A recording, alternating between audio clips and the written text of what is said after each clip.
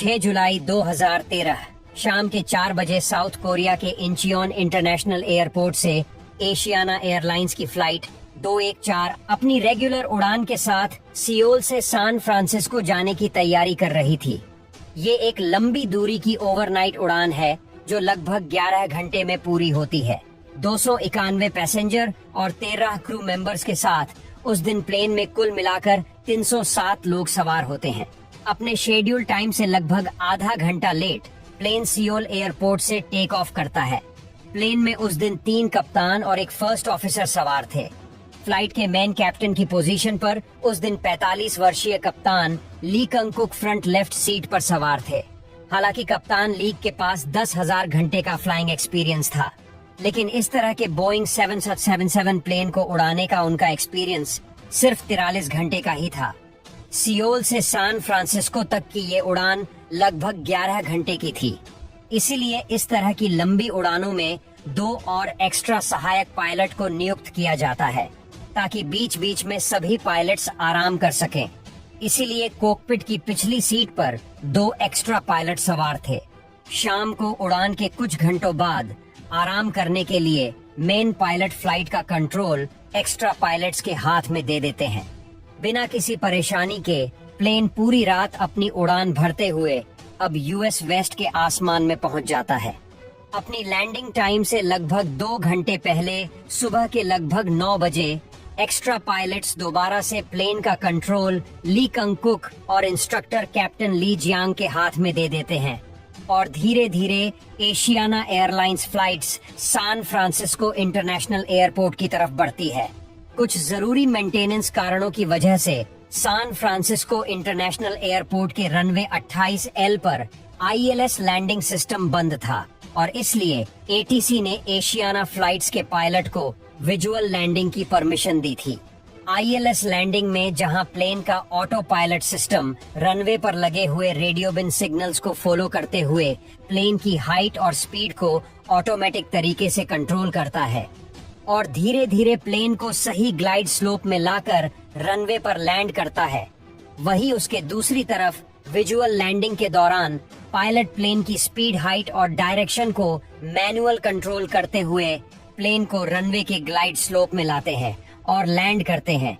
इसलिए visual landing के दौरान पायलट को बहुत ही सावधानी से प्लेन को रनवे ग्लाइड स्लोप के अंदर रखना होता है ताकि प्लेन रनवे पर सही जगह लैंड कर सके। अगर किसी कारण से प्लेन ग्लाइड स्लोप से ऊपर चला जाए तो वो रनवे पर काफी आगे जाकर लैंड करेगा। वही अगर प्लेन ग्लाइड स्लोप से नीचे आ गया तो वो रनवे शुरू होने से पहले ही लैंड होकर क्रैश हो जाएगा। सुबह के लगभग 11 बजे 21 मिनट पर ATC पायलट को 180 नोट्स की स्पीड मेंटेन करते हुए रनवे 28L पर विजुअल लैंडिंग की फाइनल परमिशन देते हैं। उस दिन सैन फ्रांसिस्को इंटरनेशनल एयरपोर्ट पर मौसम बिल्कुल साफ था और विजुअल लैंडिंग के लिए ये एकदम परफेक्ट वेदर था और इसलिए ATC और पायलट्स भी बिना किसी खतरे की आशंका के आराम से लैंड करने की सोच रहे थे। लेकिन कैप्टन ली कंग के पास बोइंग 777 प्लेन को उड़ाने का एक्सपीरियंस कम था, इसलिए वो विजुअल अप्रोच से लैंड करने में थोड़ा सा नर्वस फील कर रहे थे। लेकिन ये उनकी टेस्टिंग फ्लाइट थी और उनका इंप्रेशन खराब ना हो, इसलिए उन्होंने ये बात अपने साथ बैठे हुए सीनियर कप्तान को नहीं बताई। और अगर वो ये बात अपने साथ बैठे हुए इंस्ट्रक्टर कैप्टन को बता देते तो शायद इतना बड़ा हादसा नहीं होता। रनवे 28L पर लगी PMPI लाइट को फॉलो करते हुए कप्तान ली कंग प्लेन को रनवे की तरफ ला रहे थे। आमतौर पर रनवे पर लगी हुई 4 PMPI लाइट्स में से 2 लाल और 2 सफेद होती है, तो इसका मतलब होता है कि प्लेन सही ग्लाइडर स्लोप में आ रहा है। लेकिन एशियाना फ्लाइट्स अपने ग्लाइड्स स्लोप से थोड़ा ऊपर उड़ रहे थे। रनवे से लगभग 11 मील दूर प्लेन अभी भी 3600 फीट की ऊंचाई पर उड़ रहा था और अगले 5 मील में प्लेन को अपनी ऊंचाई आधी से भी ज्यादा कम करके 1800 फीट तक लानी थी। ये देखते हुए कप्तान ली कंग प्लेन की हाइट को बहुत ही तेजी से कम करने लगते हैं और प्लेन की स्पीड को कम करने के लिए कप्तान ली कंग अपने साथ बैठे हुए कप्तान लीजियों को लैंडिंग गियर डाउन करने के लिए कहते हैं ताकि लैंडिंग गियर के ड्रैग फोर्स के कारण प्लेन की स्पीड कम हो जाए और प्लेन तेजी नीचे आ जाए। प्लेन अब नीचे आने लगता है और ऑटो पायलट मोड ऑफ होने के कारण प्लेन की स्पीड बहुत ही तेजी से कम होने लगती है, जिसके कारण प्लेन ग्लाइड्स स्लोप से भी नीचे चला जाता है। रनवे पर लगी हुई 3 PMPI लाइट सफेद और एक लाइट लाल हो जाती है, जिसका साफ साफ यही मतलब था कि प्लेन अब ग्लाइड्स स्लोप से नीचे आ चुका है। कप्तान के साथ बैठे हुए तीनों पायलट भी अब तक ये समझ चुके थे कि प्लेन की स्पीड और हाइट काफी कम हो चुकी है। रनवे के ठीक सामने समुद्र से 180 फीट ऊपर उड़ रही इस फ्लाइट्स की स्पीड कम होते होते 118 नोट्स पहुंच जाती है। इतनी कम स्पीड के कारण प्लेन तेजी से स्टॉल मोड में जाने लगता है, जिसके कारण कप्तान की कंट्रोल स्टिक तेजी से वाइब्रेट होने लगती है।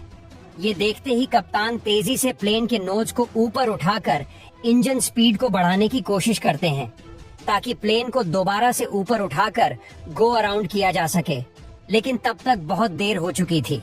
समुद्र के ऊपर रगड़ खाते हुए प्लेन रनवे के ठीक सामने बनी सी वॉल से टकरा जाता है, जिसके कारण प्लेन का पिछला हिस्सा और लेफ्ट इंजन टूटकर प्लेन से अलग हो जाते हैं। इसके कारण प्लेन के पिछले हिस्से में बैठे हुए 2 पैसेंजर और 4 फ्लाइट क्रू प्लेन से बाहर गिर जाते हैं और प्लेन तेजी से रनवे पर घिसा चला जाता है। कुछ ही देर में प्लेन का पिछला हिस्सा दोबारा से ऊपर की तरफ उठता है, जिसके कारण प्लेन 360 डिग्री एंगल में घूमकर तेजी से रनवे के साथ बनी हुई जमीन से टकराता है। चारों तरफ धुएं और मिट्टी का एक तेज गुब्बारा उठता है। आखिरकार भारी भरकम बोइंग 707 रनवे के दाएं तरफ जाकर रुक जाता है। इसे भगवान का चमत्कार ही कहेंगे कि इतनी बुरी तरह क्रैश होने के बावजूद भी प्लेन में बैठे हुए ज्यादातर लोग जिंदा बच जाते हैं। जल्द ही फायर फाइटर और एम्बुलेंस की गाड़ी भी प्लेन के पास पहुंचकर घायल लोगों को अस्पताल पहुंचने लगते हैं।